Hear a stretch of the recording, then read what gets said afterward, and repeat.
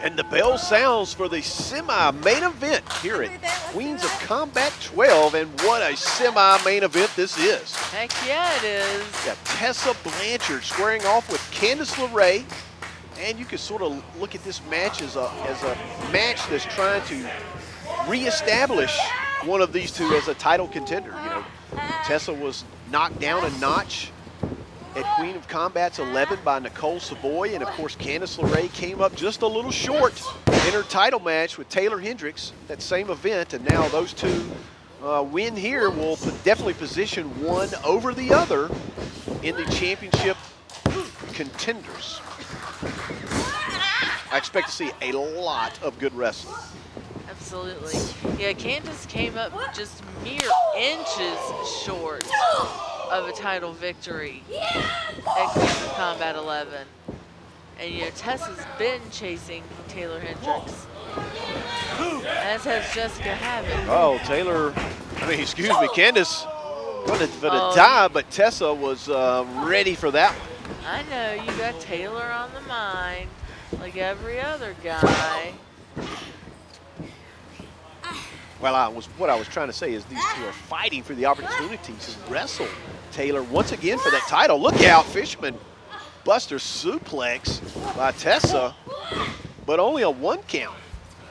You know, we talked about Candice and how resilient she is, and that in that match with Taylor Hendricks in Queens of Combat 11. We've seen, anybody that's watched Pro Wrestling Guerrilla knows how resilient she is, and she just has so much energy, able to defy the odds, come back from all kinds of crazy high impact moves, and here she is now with a beautiful submission hold to Cristo. Her ability to absorb punishment is really second to none. Tessa trying to counter it. She got out of it and dropped her down hard to that mat to break any attempt from Candice, and a hook of the leg.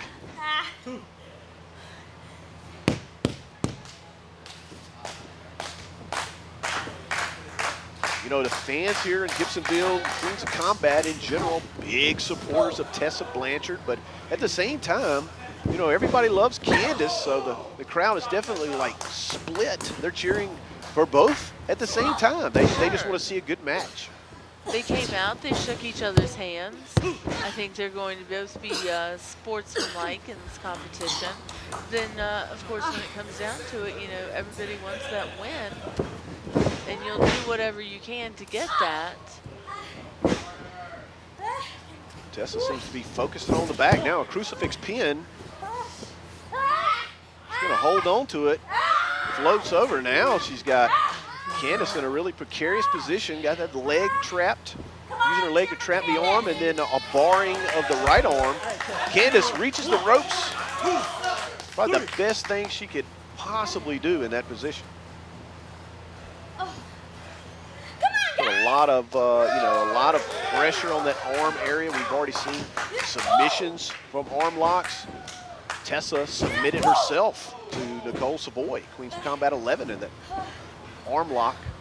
Yeah, quite a surprising match ending there. Well, Nicole definitely taking advantage of that surgery that Tessa went through. She has a shoulder injury that she has now come back from, but it's still there. You know, I mean, you never get over an injury like that when you have surgery. And Nicole was able to take advantage of that, so I'm sure Tessa is going to be that much more careful moving forward. Yeah, she had a broken collarbone injury that sidelined her, I believe, for almost 3 months.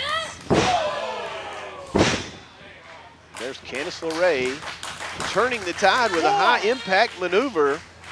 2, 3. Referee Red Jones applying a 10 count. 4. I think at this point the two are probably just trying to, get their senses back together, shake the cobwebs out, and try to take advantage of their opponent. I don't think we're going to see a double count down here. Will be a knockout today. Not yet. And you can hear the crowd. They are completely divided. Candice ascends to the middle rope. Wow. Talk about adding some leverage to the impact. Tessa very wisely slipping out of the ring. That eliminates any chance of a pinfall, but it doesn't eliminate that as Candice pops through the ropes with a big tope that just leveled Tessa into the front row. Right, when you sit in the front row of Queens of Combat, you don't know who might end up in your lap. And these are some patented moves out of her repertoire, definitely out of PWG. You see Missile drop kick, cover, 2 3/4. You see a lot of high impact maneuvers out of Candice. Candice recently making a couple of tours in DDT in Japan with her partner Joey Ryan. Wow, the captured DDT by Tessa. Look 2 at that, count. DDT, DDT, look at me. She gave the DDT to the DDT veteran. She also had that arm trapped behind her back too, just to get that much more into the impact. And there we got the family-friendly suplex. It's the family showplex. Oh, showplex. Okay. Yeah, I named it. I didn't. It wasn't on my notes.